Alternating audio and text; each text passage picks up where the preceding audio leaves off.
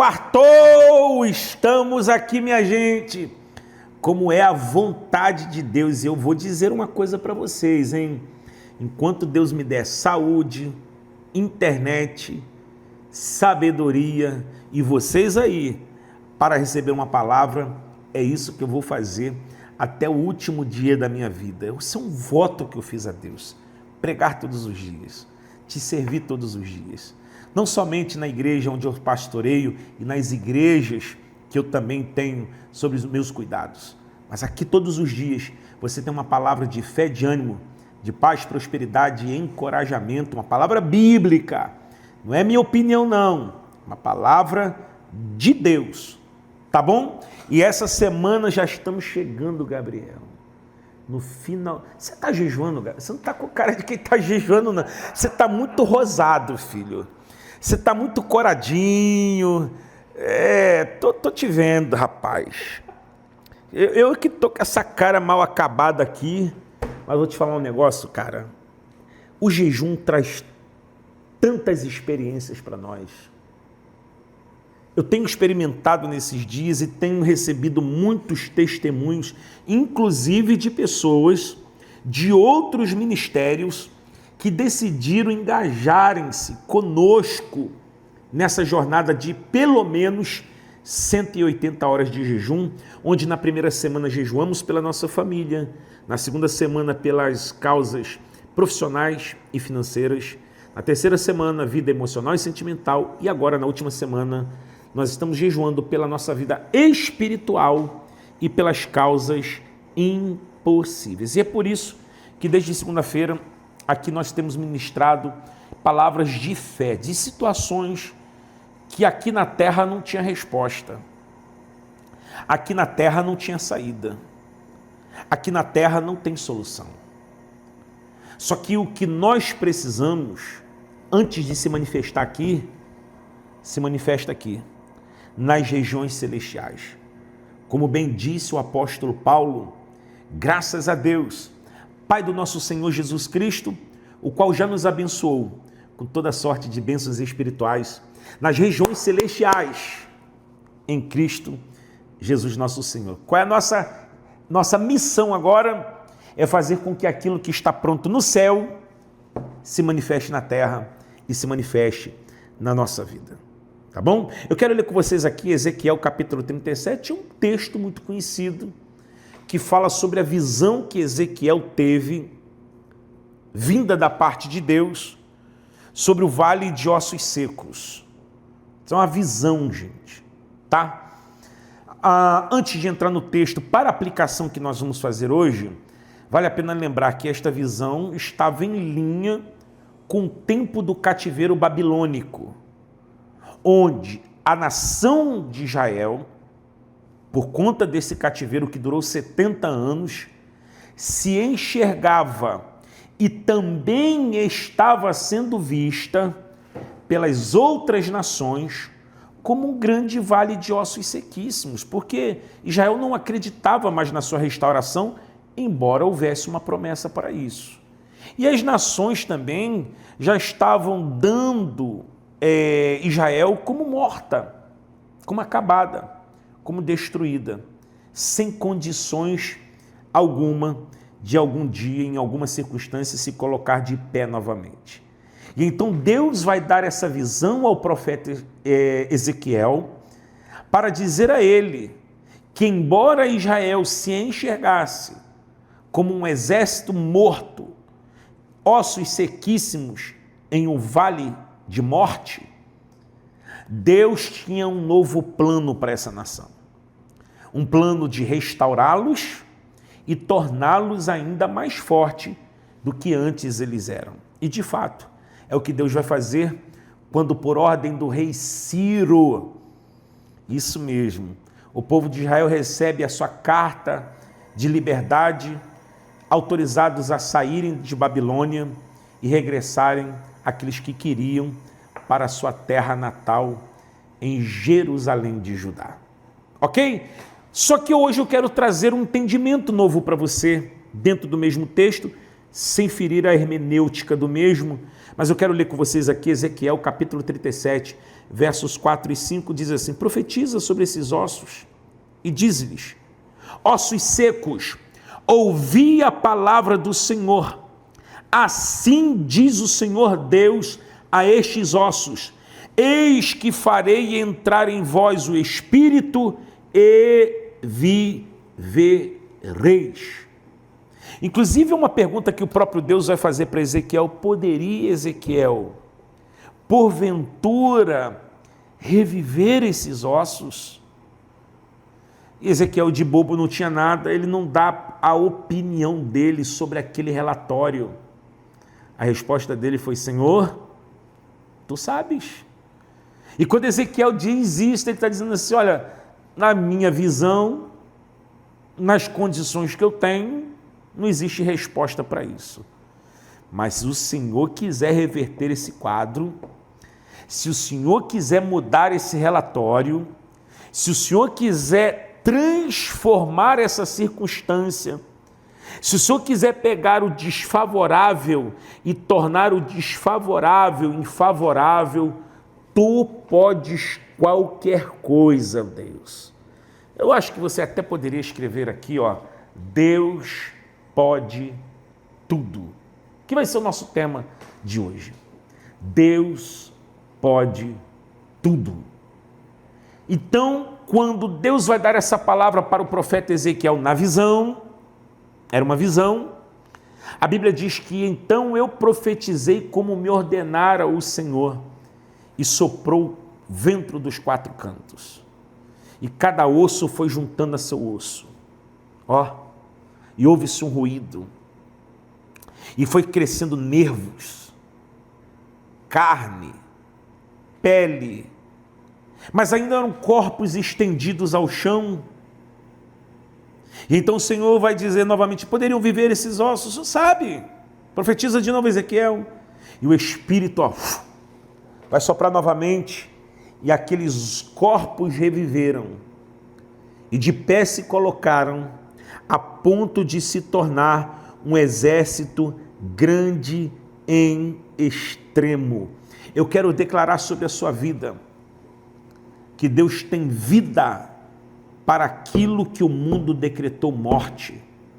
De repente você está olhando, minha filha, para o seu matrimônio, e o seu casamento está como um vale de ossos secos. De repente você está olhando para o seu filho adolescente, que se esfriou na fé, que morreu espiritualmente, e você está vendo o seu filho como um vale de ossos secos.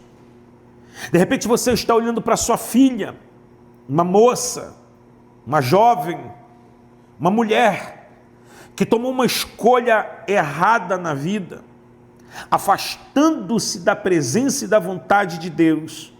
E você é uma mãe, você é um pai que olha para a sua filha e vê um vale de ossos secos.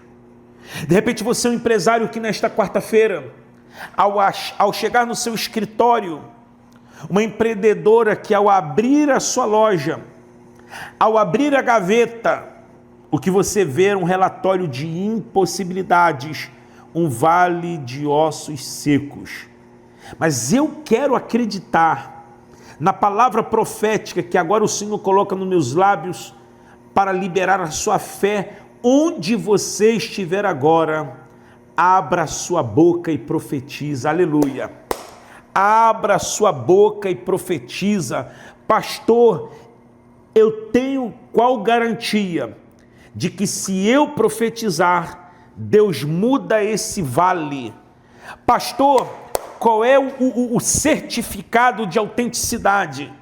Que se eu abrir a minha boca e profetizar, esse vale de ossos secos financeiros se coloca de pé como um grande exército, que o meu casamento vai se colocar de pé, que o meu ministério, a minha igreja vai se colocar de pé. Eu não posso te dar garantia de que se você profetizar, Deus fará como você está profetizando. Mas eu tenho uma certeza, Gabriel, que se não tiver profecia, não tem mudança. Meu Deus do céu, Que forte isso aqui, gente. Eu não posso te garantir que se você profetizar, vai mudar. Mas eu tenho certeza que se não há profecia, não há mudança. Porque a primeira manifestação da fé, ela nasce com aquilo que você declara. Crie, por isso falei. A fé navega pelas palavras. Palavras são sementes. Palavras repetidas são sementes regadas.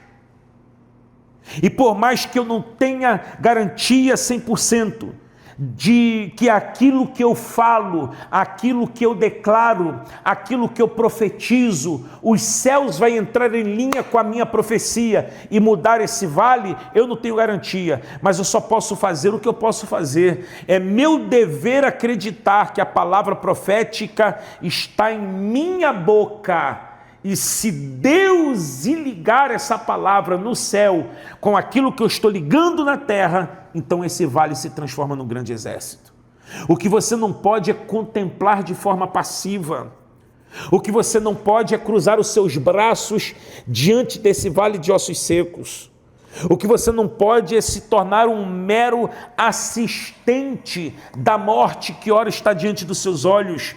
O que você não pode é se tornar uma espectadora dessa visão de morte que está diante de você. Então, enquanto tem vida, declare. Enquanto tem vida, profetize. Enquanto tem vida, levante as suas mãos e em fé declare a mudança que você crê, que Deus é poderoso para fazer. É por isso que todos os anos, 7 de setembro, nós nos reunimos aqui às 8 da manhã e ficamos até às 8 da noite. Você não vai passar um pouquinho, calma aí, só um pouquinho. Ano passado já passou, ano passado, retrasado, passou muito. Mas eu tenho que declarar, todo 7 de setembro nós estamos declarando aqui que Jesus é o Senhor da nação. Eu não vou fazer o celebrar esse ano porque o Brasil vai estar fazendo uma manifestação pacífica por conta do relatório político e jurídico que se desenha.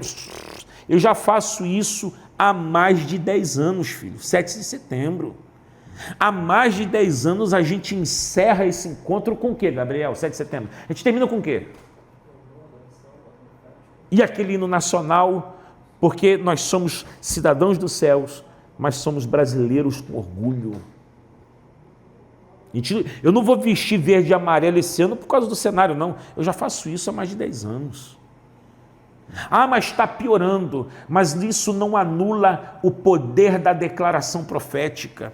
Ah, mas quanto mais eu profetizo, pior fica. Eu fico imaginando na visão e eu começo a terminar. Quando Ezequiel profetizou e os ossos começaram a se mexer. Olha que coisa estranha. Mas às vezes é um pequeno ruído e ainda não é o resultado que você espera. Pastor, estou profetizando, mas o senhor juntou osso com osso, mas não é isso. Continua. Persevera. Profetiza mais. Profetiza com mais intensidade. Pastor, mas eu estava orando, meu marido só estava bebendo. Aí agora que eu comecei a profetizar, além de estar bebendo, ele está fumando. Profetiza. Ah, mas agora que eu continuei profetizando, além de beber e fumar, ele está com a amante. Continua profetizando. Ah, pastor, mas a minha empresa estava no negativo, eu comecei a profetizar e agora as coisas pioraram porque um funcionário me colocou na justiça. Continua profetizando. Porque às vezes, gente, a cena piora, Gabriel, como isso sendo o grito mais desesperado do diabo para tentar impedir o seu avanço.